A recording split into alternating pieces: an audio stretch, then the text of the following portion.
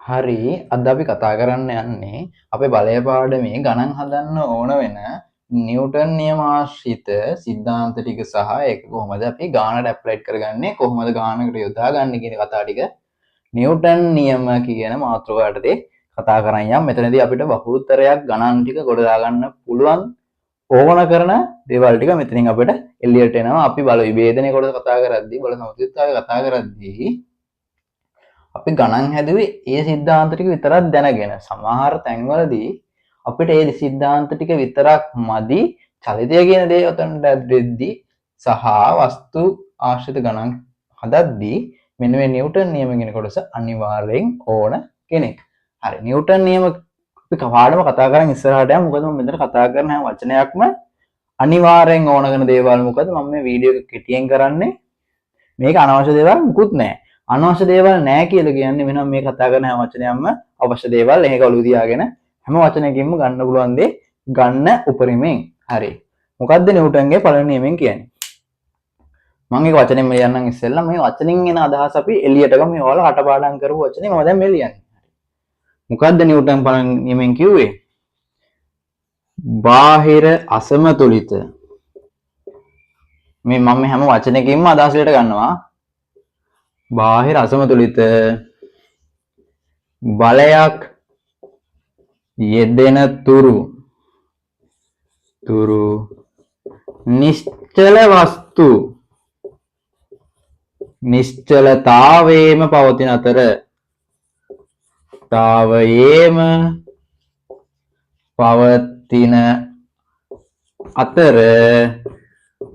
චලනය වන වස්තු මේ මෙතන නම් එකක් හරිනේ. චලනය වන වස්තු ඒකාකාර ප්‍රවේගයෙන් චලිත වේ. දැන් මේකෙන් අපි නිව්ටන් නියමයේ පළවෙනි නියමය මොකක්ද කියන අදහස කියන එක එළියට අදලා ගමු මෙන්න මේ වාක්‍යයෙන්. හරි. අපි බලමු බාහිර අසමතුලිත බලයක්. එහෙනම් බාහිර අසමතුලිත බලයක් කියලා කියන්නේ එහෙනම් අපි දන්නවා බාහිර පිටින්.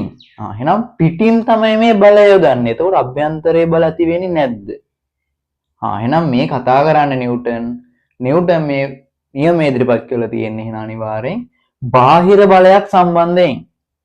අභ්‍යන්තර බල කියලා දෙයක් තියෙනවා. අපි අභ්‍යන්තර බලත් අහු වෙනවා. මම දැන් ඔතන පෙන්නන්න. හරි. ඒ බල ගැන නෙමෙයි මේ නිව්ටන් මේ කතා කරන්නේ. හරිද?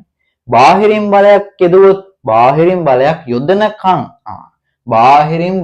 යොදනකම් මේක අභ්‍යන්තරයේ ඇතිවන බල ගැන නෙවෙයි. එහෙනම් අභ්‍යන්තර බල කියලා දෙකක් තියෙනවා. හැබැයි මේ කතා කරන්නේ පිටින් බලයක් දෙනකම්. බාහිර බලයක් යෙදෙන තුරු. මොකක්ද මේ බලය? අසමතුලිත බලයක්.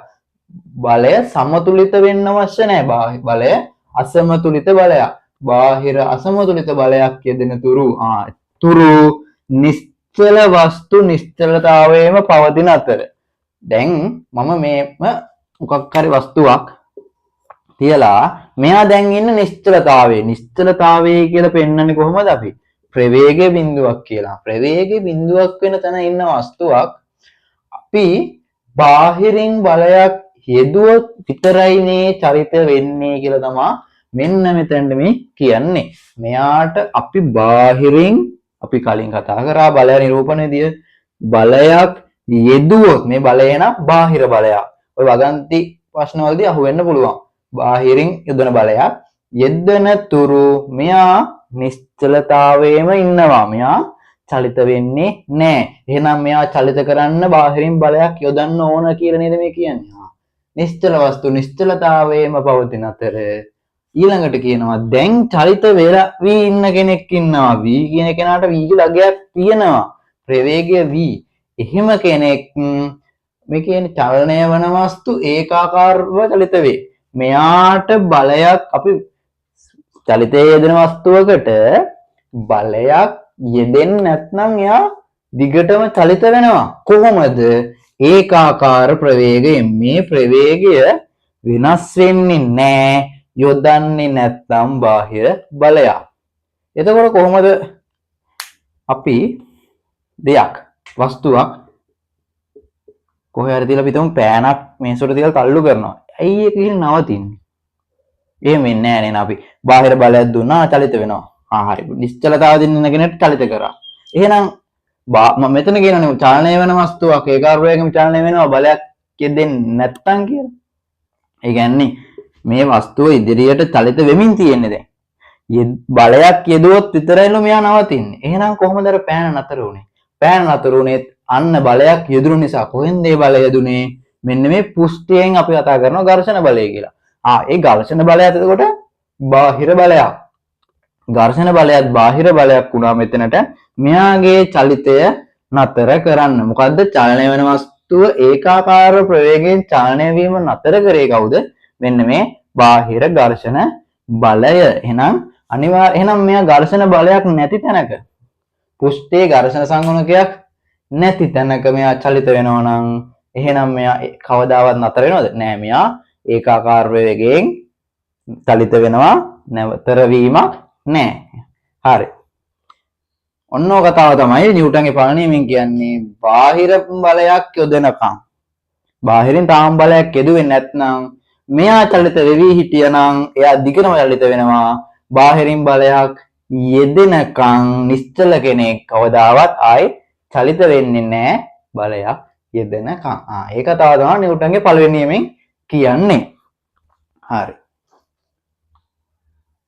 මොනවහර දෙයක් ලියා ගන්න දෙනවා ලියා. මම රූපේ පැහැදිලා දෙන්නම්. රූප සටහන් වලින් පැහැදිලි කරොත් මෙන්න මෙහෙම කතාවක් තියෙන්නේ. හරි. ඔන්න අවස්ථා දෙකක් ගන්න. මේ වස්තුව ආරම්භයේ නිශ්චලයි. මෙයා චලිත කරන්න නම් අනිවාර්යෙන් බාහිර බලයක් දිය යුතුමයි. ඒ වගේම දැන් එයා චලිත වෙලා මේ වගේ තැනට ආවා කියදමු. නැත්නම් මේ වෙනත් වස්තුවක්. එයාට ප්‍රවේගයක් තිබ්බ v කිය. මේ v කියලා ප්‍රවේගයක් මෙයා දිගටම පවත්ව ගන්නවා. මේ දිශාවට බලයක් යෙදුවේ නැතිනම්. හැබැයි මේ දිශාවට විතරක් කියලා හිතන්නත් එපා. මොකද හරි දැන් මෙයා චලිත වෙමින් පැවත මේ පැත්තටනේ v ප්‍රවේගයෙන්.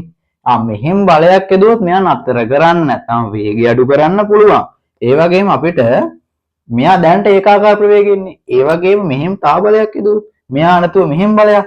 එතකොට මෙයාව ගිය ප්‍රවේගයට වඩා වේගය වැඩි කරන්න පුළුවන්. තිබුණු තැනට වඩා වේගය වැඩි කරනවා කියලා කියන්නේ ඒකාකාර ප්‍රවේගයක්ද? නෑ. ප්‍රවේගය වැඩිනවා නම් එතන තියෙනවා ත්වරණය වුණා කියලා. එහෙනම් මේකත් හරි නේද? එහෙනම් චලිත වෙන දිශාවටම බලය යොදනවා කියන එකත් මෙතනටම ඇතුළත් වෙන්න ඕන කාරණයක්. එහෙනම් මම එදා කතා කරා මතකද? බලයකට කරන්න පුළුවන් දේවල් ටික. බලයකට පුළුවන් නිශ්චල වස්තුවක් චලිත කරවන්න. මම කතා ටික දුන්නා එදා. තව පුළුවන් චලිත වෙන කෙනෙක් නිශ්චල කරන්නත් පුළුවන්. චලිත වෙන කෙනෙක්ගේ චලිත ස්වභාවය වෙනස් කරන්නත් පුළුවන්. චලිත ස්වභාවය කියුවට පස්සේ අපි දන්නවා ප්‍රවේගය කියන්නේ දෛශික රාශියක්. විශාලත්වයක් වගේම දිශාවක් තියෙනවා. එහෙනම් බලයකට පුළුවන් එහෙනම් වස්තුවේ චලිත ස්වභාවය වෙනස් කරනවා කියලා කියන්නේ යාගේ ප්‍රවේගය වෙනස් කරන්නත් පුළුවන්. චලිත දිශාව වෙනස් කරන්නත් ඒ බලයට පුළුවන්. එහෙනම් ඒ බලයක් යෙදුවොත් මෙතනදි කියන්නේ මොකද්ද? එහෙම බලයක් යෙදුවේ නැත්නම් ඒකාකාර ප්‍රවේගයෙන් යන කෙනා එහෙම්මම යනවා. තනිෂ්ඨලගෙන එහෙම්ම නිශ්චලතාවයේම ඉන්නවා කියලා. ඔය කතාව තමයි අපේ නිව්ටන් නියමයෙන් පළවෙනි නිව්ටන් නියමයෙන් අදහස් කරන්නේ. හරි. වීඩියෝ නවත්තලා ලියා ගන්න දෙයක් තියෙනවා ලියා ගන්න. මෙතන ලියා ගන්න දෙයක් නැහැ. ඔය නිව්ටන් නියම කියන කොටස කලින් අහුවෙලා තියෙනවා මතක් කිරීමක් කරේ. හරි. මෙතන මෙන්න මේ වචන ටික වැදගත්.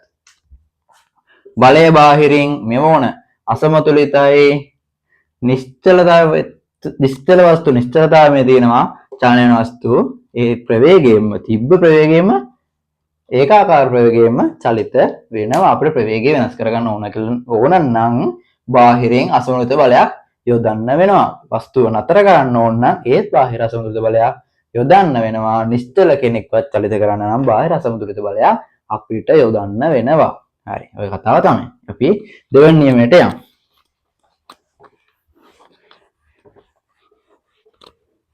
හරි. දෙවෙනි නියමයේ කතා කරන්න කලින් ගම්ම්‍යතාවය කියන්නේ දැනන් ඉන්න ඕන. ගම්ම්‍යතාවය කියලා කියන්නේ චලිත වස්තුවක. එහෙනම් මේක කතා කරන්නේ චලිත වස්තුවකට අදාළව. චලිත වස්තුවක ප්‍රවේගය එයාගේ ස්කන්ධයෙන් ගුණ කරාම ලැබෙන රාශිය තමයි ගම්ම්‍යතාවය කියලා කියන්නේ. ඔතනදී මල්ල ගන්න ප්‍රවේගය කියන්නේ දෛශික කෙනෙක්. ප්‍රවේගයේ දෛශික නම් දෛශික රාශියක් ස්කන්ධයෙන් ගුණ කරා වෙනසක් වෙන්නේ මෙයත් දෛශික කෙනෙක්ම තමයි. එහෙනම් ගම්ම්‍යතාවයටත් දිශාවක් කියන එක අනිවාර්යයෙන්ම බලපානවා. ගම්ම්‍යතාවය ලියද්දී අපි බල විභේදනය කරද්දී මම කියන්නේ දිශාව දාන්න ඒ පැත්තට තියෙන බල අපි එකතු කරන් යන් කියලා. අඩු කිරීම නෑ කිව්ව එතනදී. හරි. එහෙනම් මෙතන ගම්ම්‍යතාවය අපි ගණනය කිරීමක් කරනවා නම් අපි ගාන හදන දිශාව මේ කතාව ඕන ගාන හදාන දිශාව කියන එක අනිවාර්යයෙන් වැදගත් වෙනවා. අපි ගාන හදන්නේ මෙන්න මේ වගේ දිශාවකට ඊතලයක් දාලා නම් ඒ පැත්තට තියෙන ගම්ම්‍යතා ධන ලෙසත් අනිත් පැත්තට තියෙන ගම්ම්‍යතා ඍණ නැත්තම් ඍණ විදියට ගමු. හරි. හරි. ප්‍රවේගය සහ ස්කන්ධේ ගුණිතය ප්‍රවේගී v වලින් ස්කන්ධය m වලින් ගන්න පුළුවන්. අපි ඒක ගැන ඉතින් කතා කරන්න ඕනේ නැහැ. ඔයාලේ සම්බන්ධයෙන් අහුවලා තියෙනවානේ. ඕනනම් තව ස්කන්ධය කියන්නේ kg ප්‍රවේගය ms ඍණ එකයි තියෙන්නේ ගම්ම්‍යතාවයේ ඒකකය. මේකත් ඕනනම් දාගන්න. දැන් ඔතෙන්දී වුණ හරිය මෙයා දෛශික රාශියක් එයා හැදෙන්නේ ප්‍රවේගයේ සහ ස්කන්ධයේ ගුණිතයක් විදියට. හරි. ගම්ම්‍යතාවය එහෙනම් ගම්ම්‍යතාවය වැඩි කරන්න නම් අපිට ප්‍රවේගය වැඩි කරන්න වෙනවා. මම කලින්ම කතා කරා සමානුපාතික. එහෙනම් ස්කන්ධය අඩු කරොත් ඒත් ගම්ම්‍යතාවය අඩුයි. දැන් වස්තු දෙකක් සැලකුවාට පස්සේ මෙයාගේ ස්කන්ධය වැඩි මෙයාගේ ස්කන්ධය අඩුයි. දෙන්නටම එකම ප්‍රවේගයක් දුන්නත් මේ දෙන්නගෙන් ගම්ම්‍යතාවය වැඩි. මෙතන ස්කන්ධය වැඩි කෙනාගේ ස්කන්ධය වැඩි නම් ගම්ම්‍යතාවය වැඩි දෙන්න ගාව තියෙන්නේ අනුලෝම සමානුපාතිකයක්. සමානුපාතික කියන කතාව ඔළුවෙන් අයින් කරන්න එපා කවදාවත්. හරි. ඔය කතාවත් ඕන අපේ දෙවන නියමය කතා කරන්න.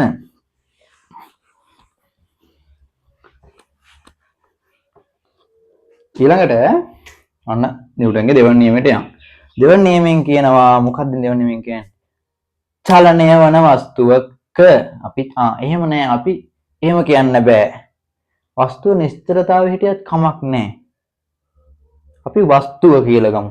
වස්තුවකයි මොකද ඕනම වස්තුවක් එකතැන නතර වෙලා නිශ්චලතාවයේ ඉන්න කෙනෙක්නේ අපි චලිත කරන්න යන්නේ නේ. අපිට චලිත කරන්න නිශ්චල කෙනෙක්ව චලිත කරන්න පුළුවන් නේ. එහෙනම් ආරම්භය චලිත වස්තුවක්ද? නෑ. එහෙනම් චලිත වස්තුවක් නෙවෙයි. එහෙනම් ආරම්භයේ ප්‍රවේගයක් තියෙනවද? නෑ. එහෙනම් ආරම්භයේ ප්‍රවේගයක් නෑ කියන ආරම්භයේ ගම්ම්‍යතාවයක් තියෙනවද? ඒත් නෑ. එහෙනම් මේක අපි චලිත වස්තුවකට කියලා නැතුව සාමාන්‍ය වස්තුවකට කියලා යන්න. වස්තුවක ගම්ම්‍යතාවය අපි අර කතා කර කිව්ව කෙනා දැන් ලියපු කෙනා වස්තුවක ගම්ම්‍යතාවය වෙනස් වීම වස්තුවක ගම්ම්‍යතාවය වෙනස් වීම වස්තුවක ගම්ම්‍යතාවය වෙනස් වීම. ඒ කියන්නේ ගම්ම්‍යතාවය කියන්නේ ස්කන්ධයේ ප්‍රවේගයේ ගුණිතයක්. එකම වස්තුවනේ. දැන් චලිතය මෙතනද මම අතනට වේගෙන් දිවුවා කියලා මගේ ස්කන්ධය වෙනස් වුණාද? නෑ. එහෙනම් ස්කන්ධය වෙනස් වුන්නේ නෑ කියලා කියන්නේ මෙතන අපි ලියමු ගම්ම්‍යතාවය කියන්නේ ස්කන්ධයේ ප්‍රවේගයේ ගුණිතයනේ. මෙයා වෙනස් වෙන්නේ නෑ එක වස්තුවක් සැලකුවම. මේ කතා ගන්න එක වස්තුවක. එහෙනම් ගම්ම්‍යතාවය ප්‍රවේගය හා සංසන්දනය කරන්න පුළුවන් අනුලෝම සමානුපාතිකයෙන්. හරි. එහෙනම් මෙතන කියන්නේ ප්‍රවේගය වෙනස් වීමක් ගැන නේද? වස්තුවක ගම්ම්‍යතාව වෙනස් වීම කියලා කියන්නේම ප්‍රවේගය වෙනස් වීම. ප්‍රවේගය එක්ක වැඩි වුණා, ප්‍රවේගය එක්ක අඩු වුණා. ඔය කතාවම තමයි. වස්තුවක ගම්ම්‍යතාවය වෙනස් වීම නෙවෙයි වෙනස් වීමේ ශීඝ්‍රතාවය. ශීඝ්‍රතාවය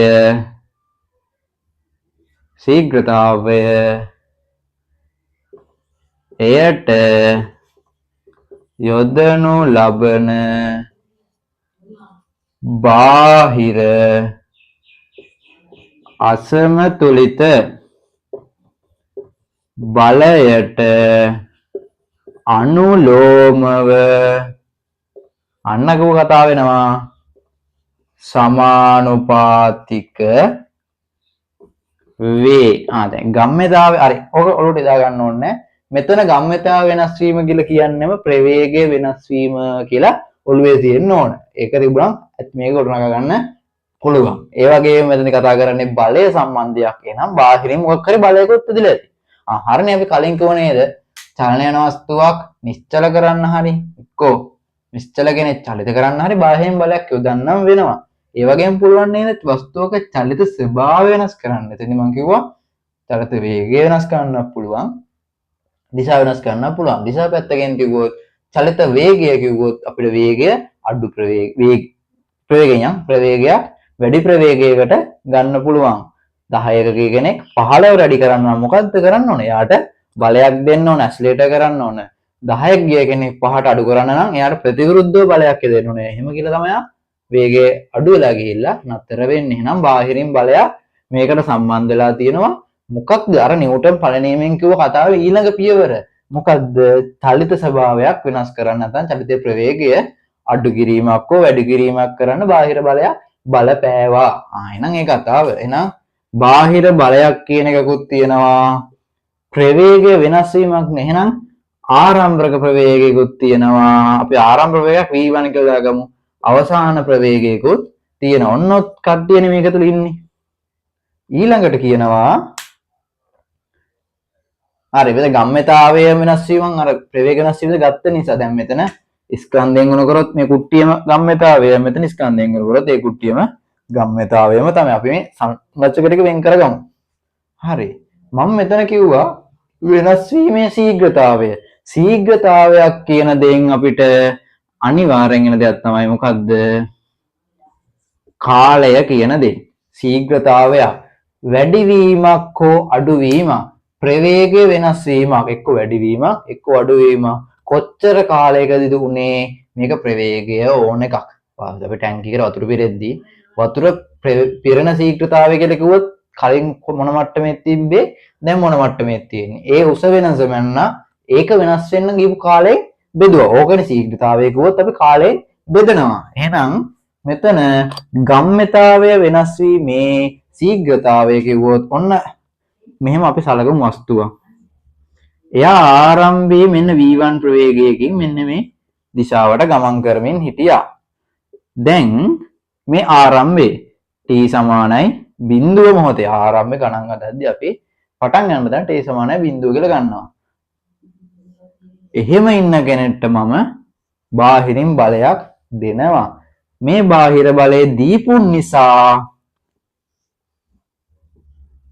t කාලයක් මෙතන t කියලා කියන්නේ අපි කාලය හඳුනන t. මේ කියන්නේ ගත වෙච්ච කාලය t. මෙයා ඕන කැපිටලෙන් දාන්න. මෙයා කැපිටලෙන් දාමු. හරි t කාලයක් ගියාගේ දැන් මෙතන වෙලා කීයද? මෙතන t. බාහිර බලයක් යොදපු නිසා t කාලයකදී වස්තුව v2 ප්‍රවේගයකට වැඩි වුණා. ප්‍රවේගයකට වැඩි වුණා. මෙතනින් නම් මෙතන ප්‍රවේගය වැඩි වුණා. හැබැයි චලිත දිශාව වෙනස් කළාද? මෙතනදී නම් නෑ චලිත දිශාව වෙනස් වුණේ නෑ. අපිට ඕන මෙයාට මෙහෙට බලයක් දුන්නා මෙතනට යද්දි ප්‍රවේගය අඩු වෙනවා. දැන් මෙතන නම් වැඩි වෙනවා. ඇයි මෙහෙන්නේ බලය යදුවේ? අපි මේ පැත්තට බලය යදුවා. එහෙට බලය යදුවා. අපි ඊළඟ පාර එහෙම එකක් ලියලා බලමු. දැන් මේක හදමුකෝ අපි ගොඩනගමුකෝ. හරි. මෙන්න අපි මොකද්ද කියන්නේ? වස්තුවක ගම්මිතාව වෙනස් වීමේ ශීඝ්‍රතාවය. ගම්මිතාව වෙනස් වෙන්නේ කොහොමද? මෙතන ගම්මිතාව කියලා දෙන. අපි ලියමු. මෙයාගේ ස්කන්ධය m නම් මෙයාගේ ස්කන්ධය m තමයි එකම වස්තුවනේ. ගම්මිතාවය mv2. එයාගේ දිශාවත් මේ දිශාව. මෙතන ගම්මිතාවය mv1. ඒත් මේ දිශාවටම තමයි. දැන් ගම්මිතාව වෙනස් වීමේ ශීඝ්‍රතාවය කියන එක අපි ලියමු. ගම්මිතාවය කියන්නේ දැන් වෙනස් වුනේ කොහොමද? වෙනස් වීමක් සලකන්නේ අවසානයේ කොතනද ඉන්නේ? එයාගෙන් අඩු කරනවා ආරම්භයේ කොතනද හිටියේ කියන එක. දැන් මෙතන නම් කොතනද කිව්වොත් එයා ප්‍රවේගය ගැන කතා කරන්නේ. අවසාන ප්‍රවේගයෙන් අපි ආරම්භක ප්‍රවේගය අඩු කරනවා. එතකොට තමයි වෙනසක් ගන්න පුළුවන්. අවසාන ප්‍රවේගය නම් v2. ආරම්භක ප්‍රවේගය v1. දැන් ඇත්තරම ගම්මිතාව වෙනසක් නේ අපි ස්කන්ධයෙන් ගුණ කරා. දැන් ගම්මිතාව දෙන ස්කන්ධයෙන් ගුණ කළා. මෙයා වෙනස් වීමේ ශීඝ්‍රතාවය කියලා කියන්නේ කාලයෙන් බෙදුවට පස්සේ. කාලයෙන් බෙදුවා. එයත් හරි. වස්තුව එයට යොදන ලබන බාහිර අසමතුලිත බලයට අනුලෝම සමානුපාතික වේ. මෙන්න මේ බලයට අනුලෝම සමානුපාතික වෙනවලු මෙන්න මෙහෙම. හරිනේ. ඔතන අන්න දැන් F5ට ගත්තා. මේ අපි සමානක් දාලා හනන් යා. මේ දෙන්නම ස්කන්ධය පොදුනේ. මම මෙහෙම දැම්මේ කොහොමද එකපාර? එහෙම දාන්න බෑ. මෙයත් අපි ගන්න හදන්නේ දිශාවකට. මොකද බලය කියන්නේ දෛශික රාශියක්, ප්‍රවේගය කියන්නේ දෛශික රාශියක් නිසා ඔන්න ගම්මිතාවය දෛශික රාශියක් වුණා. මේ දිශාවට ගන්න හැදුවොත් මේ අපි දාපු දිශාවට මේ ගන්න හදන්නේ මෙන්න මේ සීමාවේ. මෙන්න මේ දිශාවට ගම්මිතාව සැලකුවොත් සූත්‍ර සැලකුවොත් මේ දිශාව දාපු දිශාවට අපි දාපු දිශාවට ගාන දිශාවේ චලිතේ දිශාවේ චලිතේ ප්‍රවේගය තියෙන්නේ කොහාටද බලනවා. අපි දාපු දිශාව මේ එයත් ඉන්නේ අපේ පැත්තට නම් එයා ධන. දැන් බලනවා අනිත් කෙනා. කොහොමත් අඩු කරන්නේ ඕන. අඩු කියලා ලකුණක් දැම්මා. ඊළඟට බලනවා ආරම්භ ප්‍රවේගය. එයත් අපේ ඕන දිහාට ඉන්නවා. එයත් ධනම තමයි මෙතන ඉන්න තියෙන්නේ. වෙනසක් හොයද්දී ඍණක් වැටෙන නිසා අඩු කිරීමක් වෙනසක් කියලා කියන්නේ අවසානයෙන් ආරම්භය නිසා. දැන් මෙතන අපි ස්කන්ධය එළියට ගත්තොත් පෙළතුල එන්නේ V2 බෙදීම V1 ඔන්න කාලයෙන් බෙදුවා. අපි දන්නවා ප්‍රවේග වෙනසක් කියලා මේ ඩෙල්ට දාන්නේ. කාලයෙන් බෙදුවම හැදෙන්නේ කවුද? ත්වරණයක්. හරි නේද? ප්‍රවේගය වැඩි කරන්න ත්වරණය නේද? හරි. එහෙනම් මෙතන මේ කුට්ටියටම අපි ලියන්න පුළුවන් කතාවක් මේ ඉන්නේ ත්වරණය කියලා. එහෙනම් ස්කන්ධෙ මෙතනට එනවා. මෙහෙම එකක් හැදෙනවා. මේක හැදුනේ නිව්ටන්ගේ දෙවන නියමයෙන් විතරක් නෙවෙයි නිව්ටන්ගේ පළවෙනි නියමයෙන් සාධක මෙතනට එනවා. හරි. මේ මොකද්ද? බාහිරින් යොදපු අසමතුලිත බලය. දැන් මෙයාගේ දිශාවත් මේ දිශාව. මේ ඉන්නේ කවුද? වස්තුවේ ස්කන්ධය. මේ ඉන්නේ වස්තුවේ ප්‍රවේග වෙනස් වීමේ ශීඝ්‍රතාවය. මේ ප්‍රවේගය වෙනස් වීමේ ශීඝ්‍රතාවය. ඒ කියන්නේ ප්‍රවේගය වෙනස් වීමේ ශීඝ්‍රතාවය කියලා කියන්නේ ත්වරණයට. දැන් ඒ වගේම තව දහසක් ගන්න පුළුවන්. වස්තුවක ඇතිවන ත්වරණය එයට යොදනු ලබන අසමතුලිත බලයට අනුලෝම සමානුපාතිකයි. දෙපැත්තෙන් ඉන්නේ. ඒ වගේම දැන් ස්කන්ධෙ මෙහාට බෙදන්නත් පුළුවන්. ස්කන්ධෙ මෙහාට බෙදුවොත් මෙන්න මම මෙතන ලියන්නේ මෙහෙම එකක් කරනවා. A සමානයි F බෙදීම M කියලා. එහෙනම් මේ ත්වරණය ස්කන්ධයට ප්‍රතිලෝම සමානුපාතිකයි. ස්කන්ධයේ වැඩි වස්තුවක් ත්වරණය කරන්න යොදන බලය සමාන වුණත් වස්තු දෙයක් සැලකුවට පස්සේ ස්කන්ධයේ වැඩි වස්තුව යොදන්නයි අඩු වස්තුවට චලිත කරන්නයි හෝ චලිත වෙන බව වෙනස් කරන්න යන බලය සමාන වුවත් මෙන්න මේ ස්කන්ධය වෙනස් වීම මත එයාගේ ත්වරණය වෙනස් වීම නැත්වරණය කියන එක වෙනස් වෙනවා. ඒ කියන්නේ ස්කන්ධය වැඩි කෙනාගේ ත්වරණය අඩුයි වස්තුව ලොකුයි නම් එයා ත්වරණය කරනවා අඩුයි ත්වරණය වෙනවා අඩුයි. හරි. මේ නිව්ටන්ගේ දෙවෙනි නියමය. හරි. අපි මේක මකලා අර මං කිව්ව ප්‍රතිවිරුද්ධ දිශාවට යොදනවා කියලා අපි කතාවත් ලියලා බලමු. ඒ වස්තුවක් චල දිශාවට විතරක් නෙමෙයි ප්‍රතිවිරුද්ධ දිශාවටත් බලමු. මේක අපි යෙදීම් ටිකක් කතා කරන් යම් මේ දෙවන නියමයෙන් යෙදීම්. හරි. හරි මෙහෙම වස්තුවක් තියෙනවා. ඒ වස්තුව මෙතක චලිත මෙන්න මේ දුර චලිත වුණා. ඒකට යාට t කාලයක් ගියා. ආරම්භක ප්‍රවේගය v1 පස් දෙවෙනි ප්‍රවේගය. t කාලයට පසු ප්‍රවේගය v2. මෙයා මෙන්න මේ දිශාවට තමයි බලයක් කියලා දෙන්නේ. යා f කියන බලයක්. දැන් බලමු මෙයාට මොකක්ද උනේ කියලා. හරි මේක මෙයා t සමාන බිඳුව නම් මෙතන t සමානයි අර කැපිටල් T. දැන් අපි මෙතන කතාව බලමු. චලිතයේ උනේ මේ දිශාවනේ ආරම්භය අපි ඒ දිශාවට ලියලා බලමු. දැන් ගම්මිතාව වෙනස් වීම කොහොමද? අවසාන ප්‍රවේගයෙන් ආරම්භ ප්‍රවේගය අඩු කරන්න ඕන. නැත්නම් අවසාන මෙතන අපි ගන්නෙ ගම්මිතාව වෙනස් වීමේ ශීඝ්‍රතාවය ගමු ඉස්සෙල්ලා. හරි. ගම්මිතාව වෙනස් වීමේ ශීඝ්‍රතාවය කියන්නේ අවසාන ගම්මිතාවය v2. හරි. දිශාව හරි. v2. වතාවක් මේ ස්කන්ධය m. ඒක දැන් මේ ඍණ ආරම්භක එක v1. ඒ කියන්නේ mv1. මෙයා වෙනස් වීමේ ශීඝ්‍රතාවය වෙන්නේ කාලයෙන් බෙදුවට පස්සේ. හරි. මේ තියෙන්නේ ගම්මිතාවය වෙනස් වීමේ ශීඝ්‍රතාවය ලියන්නේ ශීඝ්‍රතාවය. හරි ඒකෙත් අපි ඕනනම් m ඉස්සරහට ගත්තාම v2 ඍණ v1 බෙදීම t කියලා ගන්න පුළුවන්. දැන් ඇත්තට තේරෙන කතාව මොකද්ද? මෙහාට බලයක් යදුවනම් v2 කියන එක්කෙනා අඩු වෙන්න ඕන. අඩු වෙන්න ඕන නම් v2 අඩුයි. මෙයා අඩු කෙනෙක් එහෙනම් මෙයා වැඩි කෙනෙක්. අඩු කෙනෙක්ගෙන් වැඩි කෙනෙක් අඩු කරොත් මෙතන 10 තිබිලා මෙතන 15 තිබ්බොත් උත්තරේ ඍණ 5ක් නේ හැදෙන්නේ. ඍණ 5ක් කියලා කියන්නේ ගම්මිතා වෙනස් වීමම ඍණාගයක්. අඩු කෙනෙක්ගෙන් වැඩි කෙනෙක් අඩු කරොත් මේ හැදෙන උත්තරේම ඍණාගයක්.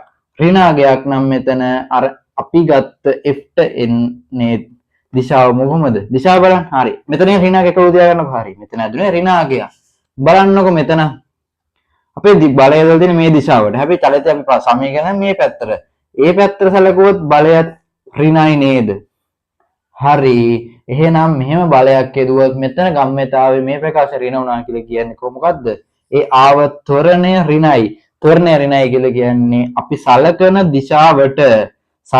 දිශාවට ත්වරණය ඍණයි. හැබැයි ඒක අපිට ලියන්නේ මන්දනයක් කියලා. අපි අදහස් කරන්නේ මන්දනයක් කියලා. ඍණ ත්වරණයක් කියන්නේ මන්දනයක්. ඔන්න කතාව ඕන. මෙතන මම සරලව මේ කතාව කරලා සූත්‍රයක් ගොඩනගව නෙවෙයි. මෙහා බලයේදී අනිත් පැත්තට නම් මෙතන ඉන්නේ ඍණ උත්තරයක් කියලා මම පෙන්වන්න උත්සාහ කරා. ඍණ උත්තරයක් කියලා කියන්නේ ඍණ ත්වරණයක්.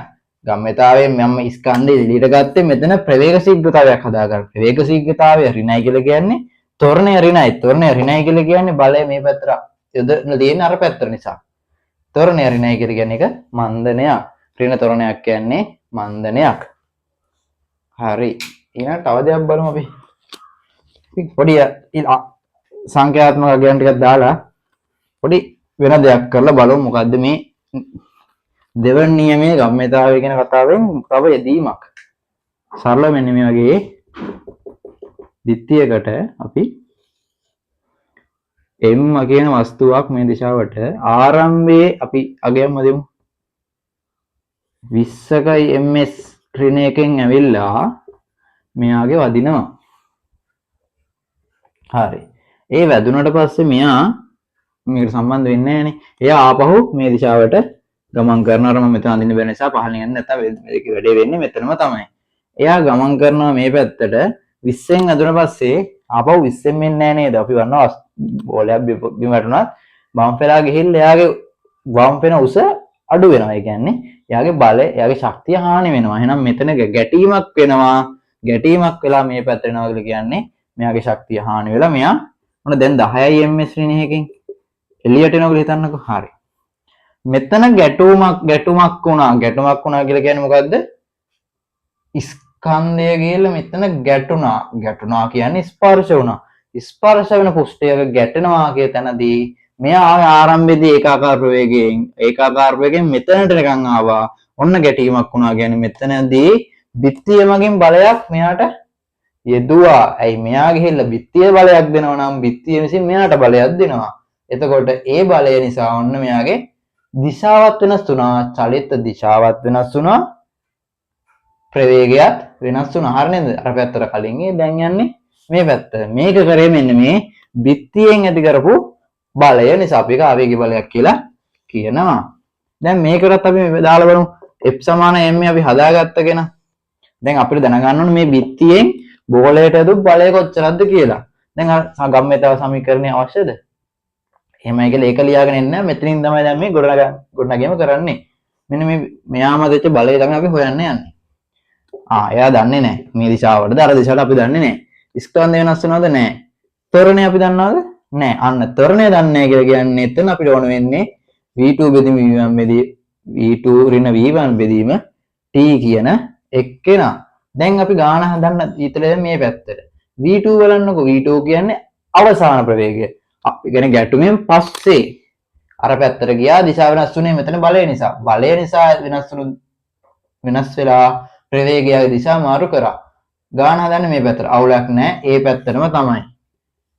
එහෙනම් මෙතන මේක අලුතෙන් නේ මේ දිශාවට අපි දාන දිශාව තමයි 10යි. ඍණ වෙනස් වෙන්නේ නැහැ. මොකද මේක අනිවාර්යෙන් වෙනසක් ගන්න නිසා ඍණ ලකුණ වෙනස් වෙන්නේ නැහැ. v1 කියන එක නා බලනවා. v1 ඉන්නේ අර පැත්තට 20යි. ඒ පැත්තට ඉස්සයි කියලා කියන්නේ අපි සලකන්නේ මේ දිශාවට. එයා ඉඳලා තින්නේ බෑර පැත්තට. එහෙනම් එයා ධන 20ක් විතර නෙවෙයි ඍණ 20ක් විදියට මෙතනට ගන්නවා. දැන් කාලය වෙනසක් වෙන්නේ නැහැ. කාලය අපි දාමු මෙතන t සමානයි 5යි කියලා. තප්පර 5යි. එහෙනම් මෙතනට තප්පර 5යි. ස්කන්ධයත් අපි දාගමු කිලෝග්‍රෑම් එකක් කියලා ලේසි. එහෙනම් මෙතන ස්කන්ධයක් 1 කිලෝග්‍රෑම්. දැන් බලන්නකෝ 1 කොහොමත් හරි 10 අඩු කිරීම ආයෙ මෙතන ඍණ ලකුණක් ඍණ ලකුණු දෙකක් කියලා කියන්නේ මෙතන ඍණ ලකුණු ගුණිතයක් එහෙනම් 10 වෙලසක් නෑ ඍණ ලකුණු ගුණිතයක් කියන මෙතන ධන 20යි මෙතන බෙදීම 5 එහෙනම් 30 බෙදීම 5ක් එනවා අපි බලය දැන් මේ උත්තරේ ඍණද ධනද උත්තරය ආවේ ධන විදියට මොකද මේ හැදුණු ප්‍රකාශනේ අපි ගාණක් දැන් ගිහලා ධන උත්තරයක් ආවේ මේ දිශාවට මෙතන අපි ගමු 6යි කියලා මේක එන්නේ බලයක් කියන්නේ නිව්ටන් වලින් මෙයා 6ක් උත්තරේ ධන අපිට අවසාන උත්තරයක් කරාවේ ඍණ උත්තරයක් ආවේ නෑ දැන් බලන්න අපි දාපු දිශාව කොහෙද මෙහාට එහෙනම් ඒ බලය ඇතුළේ තියෙන්නේ මෙන්න මේ දිශාවටම තමයි 6යි නිව්ටන් කියන කෙනා නම් දිශාව ගන්න මෙන්න මේ ගාණ ඇවිල්ලා මෙන්න මේ අපි දාපු දිශාව අනුව හිතනවා මෙතන ආවා ඍණ 6ක් නිව්ටන් කියලා ගාණ හැදුවට පස්සේ මෙතන ඍණ උත්තරයක් තිබ්බා එතකොට මෙතන උත්තරේ ඍණාගයක් ඍණාගයක් කියලා කියන්නේ අපි දාපු දිශාව බලනවා. එහෙනම් අපි දාපු දිශාවට නෙවෙයි බලය යෙදලා තියෙන්නේ අනිත් පැත්තට තමයි බලය යෙදලා තියෙන්නේ. ඔය ගම්මිතාවසුරෙන් එන එක යෙදීමක්. මේක ගැටුම් ආවේගී බල කියලා කියන්නේ මෙන්න මේ ක්ෂණිකව මෙතන ඇතුණ ආවේගී බලයක්. ඒ ආවේගී බලය අපි ආවේගයේ අදහස් ආවේගය කියලා කියන්නේ මෙතන අර මේ අපි කාලය දෙනවනේ මේ කාලය මේ බලයෙන් ගුණ කරනවා. ft හැදෙනව නේද මෙතන? ft කියන්නේ ආවේගයට. එන ආවේගය කියන එක්කෙනා සමානයි මෙන්න මෙයාට. එච්චර දුරට අවශ්‍ය නැහැ. හරි ඒකත් ලියා ගන්න දෙයක් තියෙනවා ලියා ගන්න වීඩියෝ අතර කරලා. තුන්වෙනි නියමයක් කතා කරලා අපි ගානක් බලමු.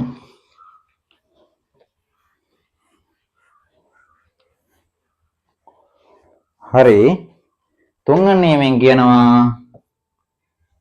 නියමෙන් කියන්නේ වස්තුවක අසල් අපි දැන් කතා කරලා ටිකේදී මම අවසන් කරන ගැටුණු දැන ස්පර්ශයක් වුණා කියලා. හරි මම ඔයාලා දන්න නිව්ටන්ගේ තුන්වෙනි නියමයට වෙනස් විදිහට මම කතාව කියන්නම්. හරි. තුන්වෙනි නියමෙන් කියන්නේ ඕනෑම ක්‍රියාවකට දිශාවෙන් ප්‍රතිවිරුද්ධ වූ විශාලත්වයෙන් සමාන වූ ප්‍රතික්‍රියාවක් ඇත. ඕනෑම ක්‍රියාවකට ඕනෑම දෙයකට මේක සාමාන්‍ය සිදුවීම් වලටත් දා ගන්න පුළුවන්. අපි කැන්ට් එක ගහුවොත් අනිවාර්යෙන් අපිට රිටර්න් එක හම්බ වෙනවා කියලා කියන ඔන්න කතාව තමයි. හරි. ඕනෑම ක්‍රියාවකට විශාලත්වය සමානයි. සමාන දිශාවෙන් ප්‍රතිවිරුද්ධ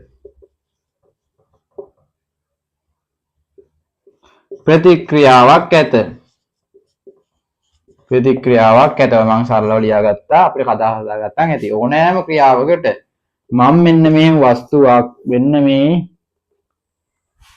පුෂ්ඨයේ තියලා තියෙනවා නම් මේ වස්තුව මගින් පුෂ්ඨය මත ඇති කරනවා බලයක් අපි ඇති වෙන්නේ ස්කන්ධය නිසා. මෙයාගේ ස්කන්ධ නිසා මෙයා පහළට මේ පුෂ්ඨය තෙරපගෙන ඉන්නේ. අපි පොළොවේදීත් ඔක තාම තමයි වෙන්නේ. එතකොට මේ පොළොව මගින් මේ වස්තුව මත ඇති කරනවා ප්‍රතික්‍රියා බලයක්. මේ වස්තුව ඇති කරපු බලය මෙන්න මේ පහළට යොදවපු බලයේ විශාලත්වයටම සමානයි. හැබැයි දිශාවෙන් ප්‍රතිවිරුද්ධයි.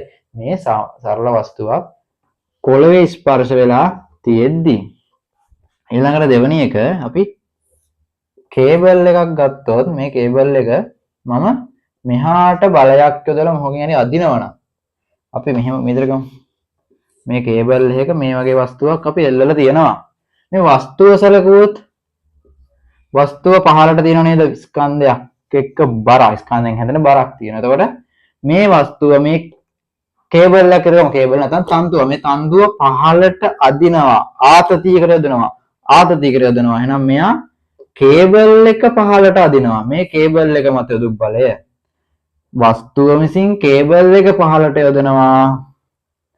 ඒ වගේ ඒ අවස්ථාවේදීම වස්තුව කේබල් එක විසින් ඉහළට අදිනවා. mg කියන එක කොහොමද පහළට තියෙනවා? වස්තුව විසින් කේබල් එක පහළට අදිනවා. කේබල් එක පහළට අදිනවා. කේබල් එක විසින් වස්තුව ඉහළට අදිනවා.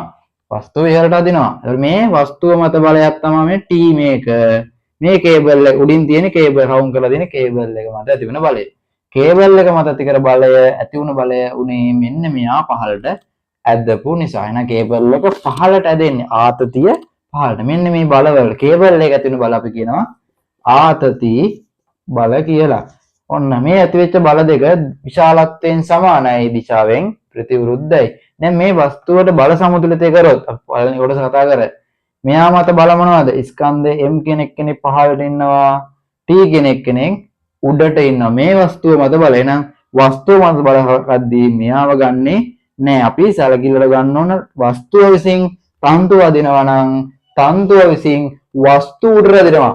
වස්තුව මත එනම් බලය උඩට. එහෙනම් වස්තුවට මොනවා හරි දෙයක් අපි කරන්න යනවා නම් මොනවා හරි ගානක් හදන්න යනවා නම් වස්තුව මත බල සමතුලිත කරනවා නම් එයා මත බලය උඩට තමයි මේ ආතති බලය හැදෙන්නේ.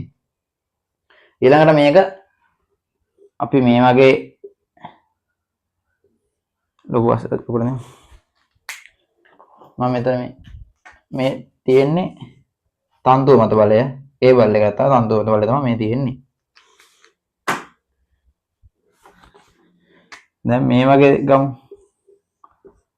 M1 M2 කියලා වස්තු දෙකක් පුෂ්ඨ එක තියලා තියෙනවා නම් මෙයා මගිනුත් මෙතන බලයක් ඇති කරනවා. මොකද මෙයාගේ M1G කියන ස්කන්ධයෙන් ප්‍රවේග බලයෙන් බරෙන් මෙතන M2G කියන බරෙන්. එහෙනම් මෙතන පුෂ්ඨයෙන් ඉහළට බලයක් ඇති කරනවා R1 කියලා. ඒක අපි අභිරම ප්‍රතික්‍රියාවක් R ගන්නවා පෙන්වන්නේ. R කියන බලයකින් ඇති කරනවා මෙන්න මේ ස්කන්ධයේ විශාලත්වයට සමාන සහ දිශාවෙන් ප්‍රතිවිරුද්ධ මේ වස්තුව ගත්තොත් R2 කියලා බලයක් මෙයා මත ඇති කරනවා. එතකොට මේ මෙතනත් අනිවාර්යෙන් මේ ප්‍රතික්‍රියාව කියන එක ඇති වෙන්නේ ස්පර්ශ පුෂ්ඨයක. මෙතනත් ස්පර්ශයක්, මෙතනත් ස්පර්ශයක්, මෙතනත් ස්පර්ශයක්. ස්පර්ශය කියන එක අනිවාර්යෙන් බලපානවා. මෙතන මේ ස්පර්ශයක් එහෙනම් මෙතනත් ඇති වෙන්න ඕනේ. මෙයාගෙන් මෙයාට තල්ලු කරනවා වගේ බලයක් ඇති වෙනවා. තෙරපුම් බලයක් වෙනවා නම් මේ දිශාවට තෙරපුම් බලයක් එනවා. මෙයාමත් තෙරපුම් බලය F කියලා ගත්තොත් එහා පැත්තේ එක්කෙනා මත තෙරපුම් බලය F ම තමයි. විශාලත්වයෙන් සමානයි. නම් මේ රතු පාට එක්කෙනා නිල් පාට එක්කෙනා විශාලත්වයෙන් සමානයි දිශාවෙන් ඔන්න ප්‍රතිවිරුද්ධයි. මෙතන මේ තනි වස්තුව ගත්තොත් M1 කෙනෙක් කෙනා ගත්තොත් ඌ මත වෙන බල මොනවද? මේ MG1 M1G කියන එක ඌ මත බලයක්, R1 කියන්නේ ඌ මත බලයක්, M මත බලයක්, M1 මත බලයක්. එහෙනම් මේ F කියලා කියන්නේ මෙයා මත බලයක්. එතකොට මෙයා ගත්තොත් එයාගෙත් මේ දෙන්න එනවා. ඒ වගේම මේ F කියන බලෙත් අයිති වෙනවා. මොකද ස්පර්ශ පුෂ්ඨයක් නම් අනිත් කෙනාගේ මෙයා මත අනිවාර්යෙන් ප්‍රතික්‍රියා බලයක් ඇති වෙන්න ඕන. මේ සංප්‍රයුක්තයම ගත්තොත් සංප්‍රයුක්තය කියන්නේ වස්තු සංයුක්තයක් විදියට. මේ දෙන්නම එකම වස්තුවක් විදියට ගත්තොත් මෙතන ස්පර්ශ පුෂ්ඨයක් නැහැ. එතන ස්පර්ශ පුෂ්ඨයක් අපි නැහැ. මොකද මේ දෙන්න තනි වස්තුවක්. එහෙනම් මේ F බලය සහ මේ F බලය අපි සලකන්නේ නැහැ. ඒ බල දෙක අපි අර කලින් කොනේ මේ කතා කරගෙන යන්නේ මේ නිව්ටන්ගේ බාහිර බලත් එක කියලා. මේ ආ තියෙන්නේ මොකද්ද?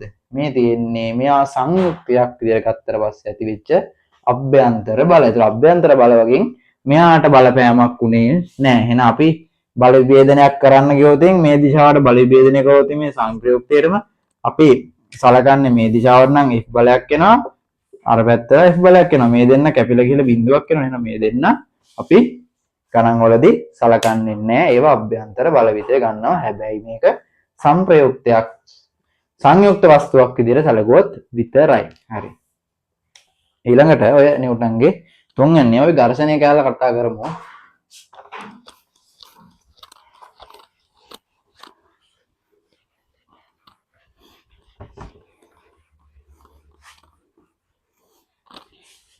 හරි ඝර්ෂණය කියලා ටග් ගාලමු. ඝර්ෂණය කියලා කියන්නේ ඕනම වස්තුවක චලිත ස්වභාවයට චලිත වෙන වස්තුවක චලිතය වෙනස් කරන්න බලපාන ප්‍රතිරෝධී බලයක් තමයි ඒ වස්තුව මත යොදු බලය නිසා චලිත වෙන වස්තුවක්. හැබැයි ඒ චලිතය වළක්වන්න පුෂ්ඨයෙන් ඇති කරන ප්‍රතිරෝධී බලයක් ඒකට කිව්වා ඝර්ෂණය කියලා. ඝර්ෂණය කියලා. ඒතර මේ ඝර්ෂණය කියන කෙනා අනිවාර්යෙන් ඇති වෙන්නේ ස්පර්ශ පුෂ්ඨයක. ස්පර්ශ පුෂ්ඨයක ඝර්ෂණ ඇති වෙනවා නම් ඒ ස්පර්ශ පුෂ්ඨයේ ස්වභාවය මේ ඝර්ෂණ කියන බලපානවා. ඒ රළු හෝ සිනිඳු බව.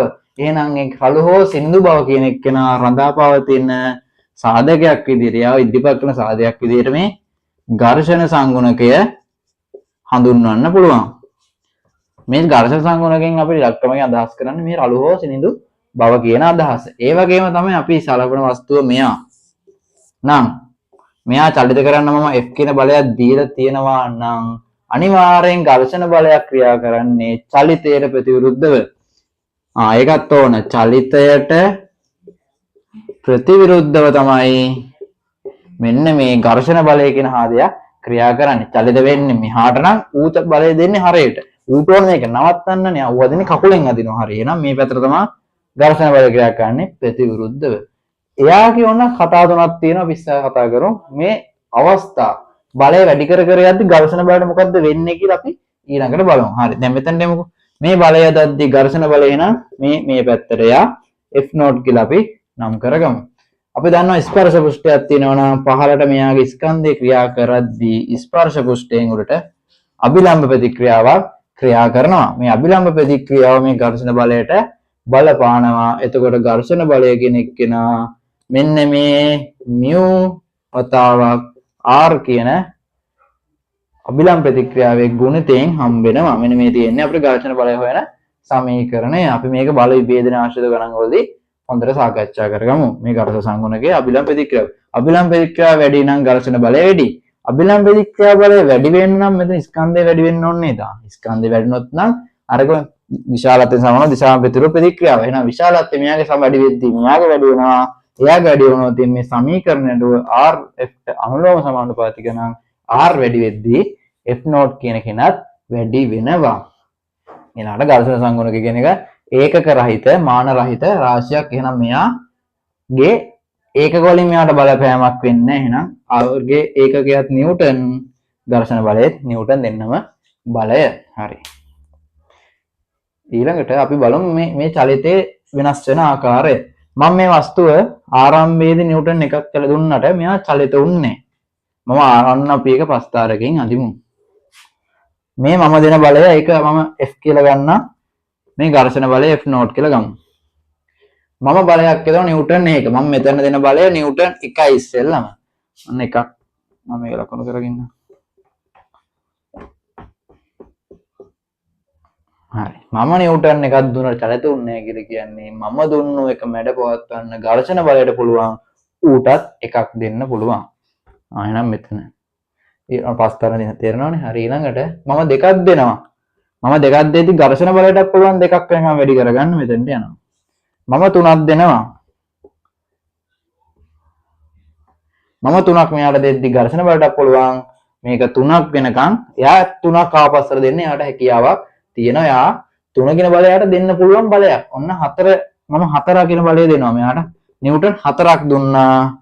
එයාට නිව්ටන් 4ක් දෙද්දි ඝර්ෂණ බලයටත් පුළුවන් නිව්ටන් 4ක්ම දෙන්න. ඔන්න මම 5ක් කියන බලය දෙද්දී ඔන්න ඝර්ෂණ බලයට දෙන්න පුළුවන් උපරිම සීමාව 5ට වඩා දෙන්න බෑ. මම 5ක් දෙන්නවා කියලා පටන් ගත්තන් පස්සේ මෙයාට මොකද වෙන්නේ? චලිත වෙන්න පටන් ගන්නවා. මම දුන්න 5ක්. මම 5ක් දුන්නා. මම 5ක් දෙද්දී උටත් 5ක් දෙන්න පුළුවන්. ඒක තමයි සීමාව.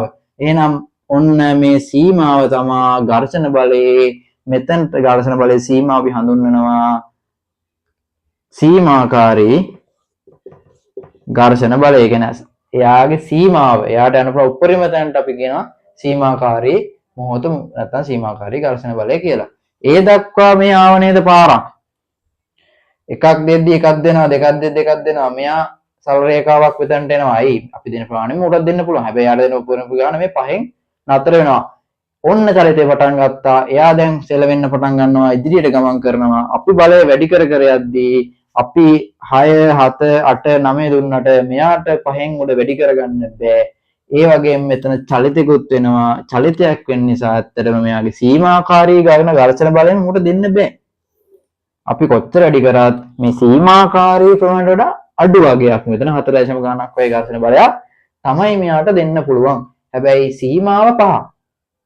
සීමාව 5 වුණාට චලිත වෙන්න පටන් ගත්තට පස්සේ මේ චලිතයක් වෙන නිසා මෙයාට 5ම දී ගන්න බෑ. එයාට 5ට වඩා අඩු වගයක් තමයි එක දිගටම තියාගන්න පුළුවන්. ඒතකොට අපි චලිතේ අපි දෙන බලය වැඩි කරගෙන ගියාට ඝර්ෂණ බලය වැඩි කරන්න බෑ. යම් තැනක නතරම මේක 4.5 කියලා ගමු අපි.